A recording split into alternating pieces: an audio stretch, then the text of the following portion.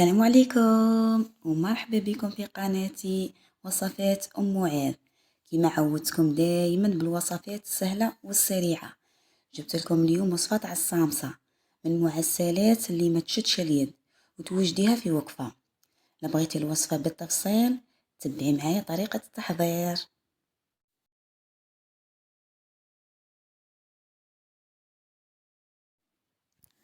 نبدا هنايا بالحشو. جيبي ان غيسيبيون وديري فيها 2 كيسان كاكاو مطحون، وزيدي عليها نص كاس سكر، وزيدي عليها مغرف كبيرة دهان. خلطي هادو المكونات مليح مليح حتى داك الدهان يذوب لك مع تذوبيه بصباعك. وهنا باه لميت الحشو جبت ربع كاس ماء وزدت عليها عطر البندق، خلطتهم مليح مليح ونبقى نلم في الحشو تاعي. هي اذا انتي بغيتي تعوضي هذا بالماء زهر تنجمي ديري ماء زهر، انايا بغيت ندير كيما هاك يعطيني واحد البنه يعني ما شاء الله. جربيها وردي لي الخبر، خلي لي في التعليقات. وشوفي هنا الطريقه اللي غادي نلم بها هذا الحشو. نبقى غير نرش ونعجن فيها مليح مليح بصباعي. لازم ندخل هذاك السكر مليح في الكوكاو ونذوبه. كي تحسي داك الكوكاو بدا يتعسل لك، داك السكر بدا يتعسل لك مع الكوكاو، تما صاي تما تعرفي باللي السكر ذاب لك مليح مع الكوكاو. يعني هذه الطريقه غادي تخلي الحشو يقعد لك طري، كاع الحلوى تاعك طول الحشو نتاعها يبقى طري. هذا هو القوام اللي غادي نتحصل عليه. اذا هنا باه نبدا نخدم جبت هذا الديول، انا خدمت بهذا النوعيه. غادي الحبه نقسمها على زوج. انا غادي نديرها على شكل مثلثات، وكاين اللي بغى يديرها على شكل صيغار. يعني هنا نتيا حره، بغيتي ديريه مثلثات بغيتي ديريه على شكل صيغار. وهذه هي الطريقه اللي خدمت بها المثلثات. أنا أتنفس نورا يشفيني من الداخل، كل خلية في الآن تعود لأصلها الكامل. أنا السلام وأنا الشفاء، جسدي يسمع ويستجيب لنداء.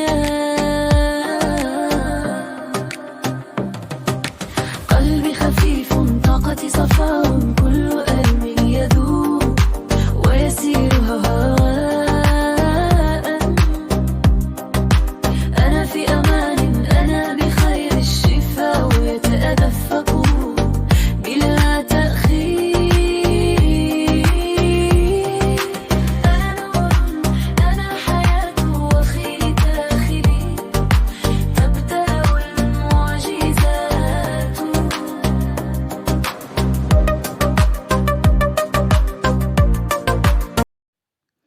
من بعد ما نكمل قاع الديول اللي عندي ونخدم قاع الحبات تاع الصامصه، ندير الزيت يحمى.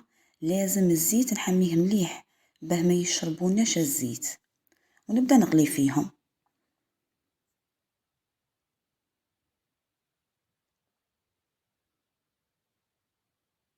من بعد ما نقليهم كي نقلعهم نديرهم في كسكاس يقطرولي مليح من الزيت. نخليهم واحد الدقيقه ولا زوج يقطروا من الزيت ونديرهم في الحسل. حاجه باينه غادي كي يكونوا هادو الصامسات حامين، الحسل لازم يكون بارد. تما كي نقلعهم قلت لك نديرهم يقطروا في الكسكاس، ومن بعد كيما راكي تشوفي هنا قدو ما يقطروا شويه من الزيت نديرهم في الحسل.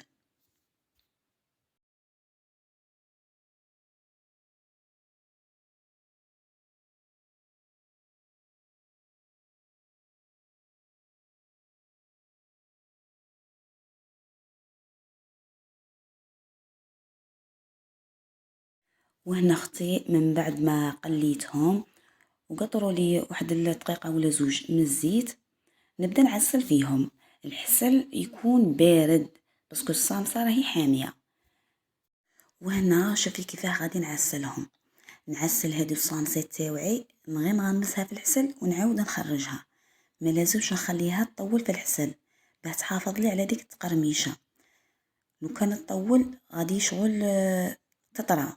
على هذه غير غمسيها في الحسل وخرجيها.